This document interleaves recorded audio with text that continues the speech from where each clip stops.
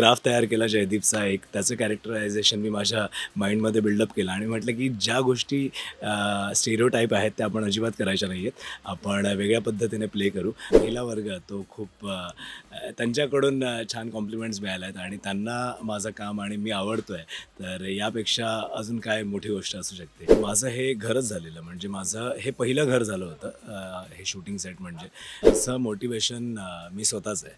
मला इतर कोणाचीही गरज नाही आहे मला मोटिवेट करायला.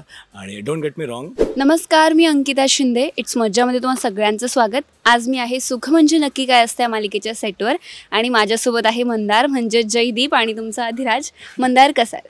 खूप छान. अरे मंदार, इतकी वर्ष ही मालिका चालली, खऱ्या अर्थाने अधिराज्य केलं प्रेक्षकांच्या मनावर असं म्हणायला हरकत नाही. तुझ्यासाठी ही जर्नी कशी होती आणि आत्ताही त्याच्या चेहऱ्यावर तोच ग्लो कायम आहे. काय सांगशील, कसा होता प्रवास? खूप कमाल होता. 4.5 वर्ष, 1260 एपिसोड, आय थिंक 60पेक्षाही जास्त. सो अनबिलिव्हेबल होता. जेव्हा आम्ही मालिका सुरू केली अजिबात वाटलं नव्हतं की एवढी मोठी जर्नी असेल. 4.5 वर्षांचा वेळ आपण इथे घालू. सो खूप कमाल वाटतं आहे. आणि मला जयदीपच्या कॅरेक्टरला थँक्यू म्हणून असं वाटतं आहे की ते कॅरेक्टर माझ्या आयुष्यात आलं आणि मंदार जाधव या कलाकाराला एक ओळख मिळाली. आज मला अख्खा महाराष्ट्र जो ओळखतो आहे तो जयदीपमुळे. So जयदीपला thank you. खूप कमाल कॅरेक्टर, खूप क्लासी, खूप वेल ग्रूम्ड, वेल बिहेव्ड मुलगा होता. आणि युजली यापूर्वी जे कॅरेक्टर्स NRIs असतात किंवा जे परदेशातून शिकून आले आहेत, असे कॅरेक्टर्स जेव्हा आपण टेलिव्हिजनवर वगैरे बघितले आहेत तर ते खूप असे कॅरिकेचरिश किंवा असे उडते ओव्हर एक्सायटेड वगैरे दाखवण्यात आले आहेत. पण मला जेव्हा कळलं की जयदीपचं कॅरेक्टर हे आहे तर मी एक ग्राफ तयार केला जयदीपचा, एक त्याचं कॅरेक्टरायझेशन मी माझ्या माइंडमध्ये बिल्डअप केलं आणि म्हटलं की ज्या गोष्टी स्टेरिओटाईप आहेत त्या आपण अजिबात करायच्या नाही आहेत, आपण वेगळ्या पद्धतीने प्ले करू. आणि मी माझ्या पद्धतीने जयदीपला प्ले केलं आणि ते लोकांना आवडलं. सो माझी मेहनत लोकांपर्यंत पोहोचली याचा मला खूप आनंद होतो आहे. आणि जयदीप हा प्रत्येक आईला तिच्या मुलासारखा वाटणारा, प्रत्येक मुलीला तिच्या प्रियकरासारखा वाटणारा असा मुलगा आम्ही स्क्रीनवर दाखवला. सो खूप कमाल वाटतं हे कॅरेक्टर माझ्या आयुष्यात आलं आणि आनंद याच गोष्टीचा आहे की माझी मेहनत लोकांपर्यंत पोहोचली. बरोबर बोललास, प्रत्येक आईला किंवा मुलीला असाच हवा असावा मुलगा, तसा आहे जयदीप. त्यामुळे तुला स्त्रियांकडून विशेष प्रेम मिळालं असेल या मालिकेदरम्यान. पण मंदार, इतक्या खूप साऱ्या तुला प्रतिक्रिया मिळाल्या असतील गेल्या 4-4.5 वर्षात, पण अशी एक प्रतिक्रिया जी कायम मंदारच्या जवळची असणार आहे, त्यामुळे मंदारला बूस्ट मिळालं किंवा मंदारची एक चांगली आठवण आहे, असं काय आहे? अशी कोणती प्रतिक्रिया आहे? खूप आहेत, अशा कॉम्प्लिमेंट्स बऱ्याच मिळाल्या आहेत. त्यामुळे पर्टिक्युलर एक अशी सांगणं खूप कठीण आहे. पण लाईक यू सेड बिफोर की महिला वर्ग तो खूप त्यांच्याकडून छान कॉम्प्लिमेंट्स मिळाल्या आहेत आणि त्यांना माझं काम आणि मी आवडतो आहे, तर यापेक्षा अजून काय मोठी गोष्ट असू शकते. कारण की आमचा जो ऑडियन्स आहे तो तोच आहे. म्हणजे ज्या महिला आहेत त्यांना जर एखादा मुलगा आवडतो आहे तर इट्स अ बिग कॉम्प्लिमेंट. आणि माझा ऑडियन्सच तो आहे आणि आय एम व्हेरी हॅपी. जेवढं प्रेम ते माझ्यावर करतात तेवढंच प्रेम मीही त्यांच्यावर करतो. कलाकार म्हटल्यावर तुम्ही 12-12, 14-14 तास सेटवर असता. तुमच्या पर्सनल लाईफमध्ये सुद्धा आपल्या नॉर्मली माणसांच्या आयुष्यात खूप अप्स अँड डाऊन्स येत असतात. त्यामुळे 4-4.5 वर्षांचा प्रवास तू तुझ्या खऱ्या आयुष्यातल्या गोष्टीसुद्धा इथे सगळ्या जगल्या असतील. इमोशनल, फनी सगळे मोमेंट्स. त्यामुळे आत्ता ते आठवत आहेत का?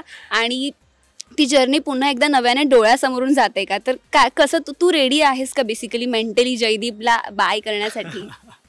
तर मालिका बंद होते, वाईट वाटतंय खूप. पण एका गोष्टीचं सॅटिस्फॅक्शन आहे की आपण छान छान आठवणी इथून घेऊन चाललो आहे.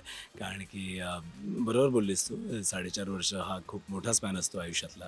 आणि माझं हे घरच झालेलं, म्हणजे माझं हे पहिलं घर झालं होतं हे शूटिंग सेट. म्हणजे घरापेक्षा जास्त वेळ मी इथे घालवला आहे. 15-15 तास आम्ही इथे असतो. घरी फक्त आम्ही झोपायला जातो. आणि मला माझ्या फॅमिलीला खूप कमी वेळ देता आला या 4.5 वर्षात, पण मी तो बॅलन्स करण्याचा प्रयत्न केला. मी माझी सगळी पर्सनल कामं बाजूला ठेवायचो आणि शूटिंगला यायचो.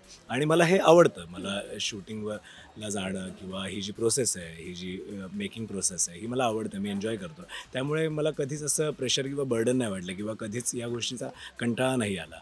आज गेली 18 वर्ष मी ॲज अन ॲक्टर म्हणून काम करतो आहे. सो हेच तर काम करायला मी जन्माला आलो असं मला वाटतं की दिस इज माय पिच. मला हेच करायचं आयुष्यभर. त्यामुळे त्या कामाचा कधीच कंटाळा आला नाही. पण फॅमिलीबद्दल बोलत होतो मी की मी तो बॅलन्स करण्याचा प्रयत्न केला या 4-4.5 वर्षात. मी फॅमिलीला इथे बोलवायचो. मग इथे आम्ही पूर्ण दिवस एकत्र स्पेंड करायचो. जेव्हा कधी मुलांना सुट्टी असायची, युजली सॅटर्डे किंवा संडेला सुट्टी असते शाळेला, तर मी संडेला त्यांना इथे बोलवायचो आणि आम्ही संडे सेटवर स्पेंड करायचो. आणि काय म्हणू की खूप छान छान आठवणी आहेत इथे. को ॲक्टरसोबतच्या आठवणी आहेत. इकडची जी कोठारे विजनची संपूर्ण टीम आहे त्यांच्यासोबत खूप छान वेळ घालवला आहे आणि प्रत्येक कॅरेक्टर हे खूप जवळचं आहे. सो ही सगळी मोठी माझी फॅमिली आहे आणि अजूनही विश्वास बसत नाही आहे की आज शेवटचा दिवस आहे आणि हे सगळं आता उद्यापासून नसणार आहे. आपण उद्यापासून इथे येणार नाही आहोत. सो ते फिलिंग अजूनही म्हणजे तो एक्सेप्टन्स अजून आला नाही आहे. पण हळूहळू जसं दिवस संपेल आणि शूटिंग संपत येईल तेव्हा मग ती जाणीव होईल. पण मंदार किंवा जयदीप हा सगळ्यांच्याच जवळचा आहे आणि या मालिकेत खूप मोठी स्टारकास्ट होती. पण मंदारच्या जवळच्या सेटवर अशी कोणती एक व्यक्ती ज्याने मंदारला वेळोवेळी मदत केली आहे, वेळोवेळी मोटिवेट केले किंवा मंदारचा तो बेस्ट फ्रेंड आहे तो किंवा ती कोणीही, अशी कोणती व्यक्ती आहे? कलाकारात असायला हवं असं काही नाही. मी तुला खरं सांगू का, माझं मोटिवेशन मी स्वतःच आहे. मला इतर कोणाचीही गरज नाही आहे मला मोटिवेट करायला. आणि डोंट गेट मी रॉंग, पण मी खरं सांगतो आहे, मी स्वतःला मोटिवेट करतो. मी माझे जर लो पॉईंट जरी असतील, डाऊनफॉल असेल, तरी माझं माइंड तेवढं स्ट्रॉंग आहे की मी स्वतःला मोटिवेट करून मी पडलो तरी पण स्वतः उभा राहणार आणि पुढे जाणारातला मी मुलगा आहे. सो मला दुसऱ्या कोणाची गरजच लागत नाही कधी. आणि सेटवर सगळेच माझे फ्रेंड्स आहेत. सगळेच जसं मी म्हणालो की सगळेच माझ्या कुटुंबातला पार्ट आहेत आणि सगळेच कमाल होते. पण असं कोणी एक व्यक्ती नाही सांगू शकत मी यार, खरंच. नाही, 2 पण नाही सांगू शकत. कारण की काही गोष्टी मी स्वतःकडेच ठेवतो. त्या मी मग कोणाला शेअर करत नाही, कोणाशी शेअर करत नाही. सो ज्या माझ्याबद्दल काही गोष्टी आहेत किंवा माझे काही सिक्रेट्स आहेत तर ते माझ्याकडेच आहेत. आणि ज्या गोष्टी इतरांना माहीत पाहिजेत त्या सगळ्या माहिती आहेत सगळ्यांना. सो असं कोणी 1 किंवा 2 व्यक्ती असं नाही सांगू शकत. पण हां, एव्हरीवन इज माय फॅमिली. पण मंदार, मालिकेचं नावच आहे सुख म्हणजे नक्की काय असतं, त्यामुळे मला तुला विचारायचं आहे, मंदारसाठी सुख म्हणजे नक्की काय आहे किंवा याची व्याख्या तुझ्यासाठी काय आहे? यार, ही मालिका आम्ही जेव्हा सुरू केली ना तेव्हा अजिबात वाटलं नव्हतं एवढा मोठा प्रवास असेल. पण हे सगळं शक्य झालं ते म्हणजे प्रेक्षकांमुळे. म्हणजे आमची मेहनत त्यांना आवडली, माझं काम प्रेक्षकांना आवडलं. जयदीप असो आणि आता अधिराज असो, हा अधिराजचा गेटअप तू बघतेस. इवन दो माझी कोल्हापुरी तेवढी चांगली नाही आहे, पण मी मेहनत केली आणि प्रामाणिकपणे मेहनत केली आणि ती लोकांना आवडली, ती त्यांनी एक्सेप्ट केली. तर हे लोकांचं प्रेम आहे आणि लोकांच्या प्रेमामुळेच जयदीप गौरीची किंवा अधिराज नित्याची जोडी एवढी फेमस आहे, एवढी पॉप्युलर आहे. सो या सगळ्याचं क्रेडिट प्रेक्षकांचं आहे, मायबाप रसिक प्रेक्षक. सो प्रेक्षकांमुळे हे शक्य झालं. प्रेक्षकांमुळे आम्ही 1200पेक्षा जास्त एपिसोड करू शकलो, एवढा मोठा प्रवास पूर्ण करू शकलो. सो आम्हा कलाकारांसाठी आणि पर्सनली माझ्यासाठी, माझा जो प्रेक्षक वर्ग आहे, माझे जे चाहते आहेत, ज्या माझ्या मुली फॅन्स आहेत, तर त्यांना खूप म्हणजे त्यांचे खूप आभार.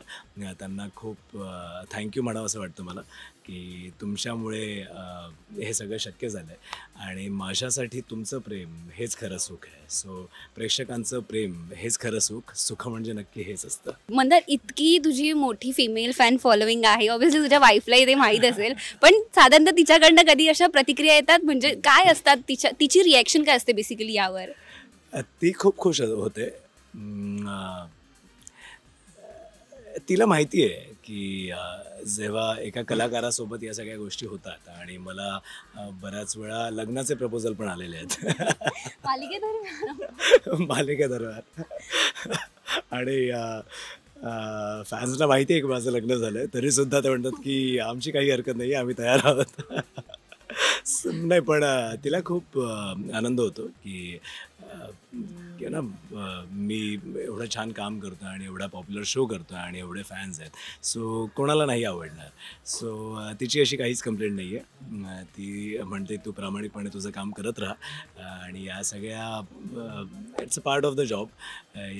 हे सगळे आपण चांगलं काम केल्याचे जे रिझल्ट आहेत ते आहेत हे सगळे. म्हणजे जो महिला वर्ग आहे जो माझ्यावर प्रेम करतो ते त्यामुळेच आहे की माझं काम चांगलं आहे किंवा माझं काम त्यांना आवडतं आहे. सो आय थिंक ती खुश आहे आणि ती खुश तर मी पण खुश. पण म्हणजे आता मालिका संपते आणि कुठेतरी वर्षही संपते, सो साधारणतः हे वर्ष तुझ्यासाठी कसं होतं आणि आता पुढे मंदार आम्हाला एका वेगळ्या भूमिकेत दिसणार आहे का, किंवा काय कसं पुढचं असणार आहे सगळं? यार मागच्या वर्षी हा प्रश्न आम्हाला पडलेला की आता पुढच्या वर्षी काय करायचं. म्हणजे जेव्हा नोव्हेंबरमध्ये आम्ही विचार करत होतो की अरे नोव्हेंबरमध्ये आता असं वाटतंय मालिका संपेल, पण प्रेक्षकांमुळे स्टार प्रवाहामुळे आमची मालिका एवढी पॉप्युलर होती त्यामुळे जयदीप आणि गौरीची जोडी ही आम्हाला प्रेक्षकांपासून लांब घेऊन जायची नव्हती आणि म्हणून मग एका वर्षाचा लीप आला आणि तो लीप आला. मग 2024 मी अधिराज हे कॅरेक्टर प्ले केलं आणि लोकांना ते सुद्धा आवडलं. सो म्हणजे तेव्हा वाटलं नव्हतं की यार आपल्या मालिकेत पुनर्जन्माचा ट्रॅक येईल आणि पुढचं वर्ष परत आपण इथेच असू. सो त्यावेळेला वाटलेलं आता मालिका संपली, 900 एपिसोड झाले, पण देवाच्या कृपेने सगळ्या गोष्टी छान वर्क झाल्या आणि हे वर्षसुद्धा इथेच गेलं. पुढच्या वर्षाचा काही अजून प्लॅन माहीत नाही आहे मला. देवाचा काय प्लॅन आहे, काय आपल्या नशिबात आहे, काहीच माहीत नाही आहे. पण डेफिनेटली जसं जयदीपच्या कॅरेक्टरमध्ये लोकांनी बघितलं, आता अधिराजच्या कॅरेक्टरमध्ये बघितलं, सो पुढचं काही प्रोजेक्ट असेल ते अजून काहीतरी वेगळं असेल, यापेक्षा काहीतरी मोठं असेल आणि प्रेक्षकांचं प्रेम आणि त्यांचे आशीर्वाद माझ्यासोबत आहेतच, तर त्यांच्या कृपेने अजून काहीतरी मोठं प्रोजेक्ट घेऊन मी त्यांच्यासमोर येईन. मंदारला एक साधारणतः आता पुढची भूमिका कशी असावी असं काही आहे तुझ्यासाठी, किंवा कशा प्रकारची भूमिका साकारायला आवडेल, साकारण्याची इच्छा आहे? या गोष्टीचा विचार नाही केला यार मी कधी, कारण आयुष्य खूप अनप्रेडिक्टेबल आहे आणि काहीच माहीत नाही काय होणार. गुरुदेव दत्त ही माझी मराठीतली पहिली मालिका, ती मालिका करत होतो, त्यानंतर ती संपली, त्यानंतर माहीत नव्हतं काही की काय होणार आयुष्यात. मग सुख म्हणजे नक्की काय असतं ही मालिका मिळाली, आता ही मालिका संपते, सो गॉड नोज काय होणार मला अजिबात माहीत नाही आहे. पण हां काहीतरी वेगळं करण्याची इच्छा आहे, वेगळं इन द सेन्स जे टेलिव्हिजनवर यापूर्वी दाखवलं नाही आहे असं काहीतरी. आपण दरवेळेला म्हणतो मला काहीतरी वेगळं करायचं आहे, पण बऱ्याच गोष्टी ज्या झालेल्या आहेत आणि बऱ्याच गोष्टी बऱ्याच वेळी त्याच गोष्टी रिपीट होतात आणि परत येतात पडद्यावर. पण हे चालूच राहणार आहे मला असं वाटतं. पण माझं आय डोंट नो की होऊ शकतं काहीतरी जे यापूर्वी झालं नाही आहे असं काहीतरी मी करेन, किंवा जेम्स बॉन्डसारखी एखादी भूमिका मला करायला आवडेल. Never know. 2024 संपतंय आता, तर आपण बऱ्याचदा वागताना बोलताना चांगलं वाईट होत असतं, नॉर्मली माणूस आहे. तर 2024 संपते, त्यामुळे कुणाला थँक्यू किंवा सॉरी काही म्हणायचं आहे? नाही, मी हा चान्स सोडणार नाही आहे. मला पुन्हा एकदा प्रेक्षकांना थँक्यू म्हणा असं वाटतं आहे की हे जे काही घडलं आहे, मालिका 1250 एपिसोडपेक्षा जास्त आम्ही पूर्ण केलेत आणि 4.5 वर्षांचा हा प्रवास जो घडला आहे हा फक्त तुमच्यामुळे घडला आहे, तुमच्या प्रेमामुळे घडला आहे. सो तुमचं प्रेम, तुमचे आशीर्वाद असेच आमच्या पाठीशी यापुढे सुद्धा राहू देत. Thank you. Thank you so much Mandar, खूप छान वाटलं तुझ्याशी गप्पा म्हणून, आणि लवकर एका नव्या भूमिकेतून आमच्या भेटीला आहे, कारण आम्ही अजूनही तितकेच उत्सुक आहोत तुला वेगळ्या भूमिकेत पाहण्यासाठी. थँक्यू सो मच आणि all the best. Thank you so much. Thank you. Marathi चित्रपटसृष्टीमधील latest update, original web series, shows, गाणी आणि एंटरटेनमेंटसाठी आमच्या चॅनलला सबस्क्राईब करा आणि बेल आयकन दाबायला विसरू नका.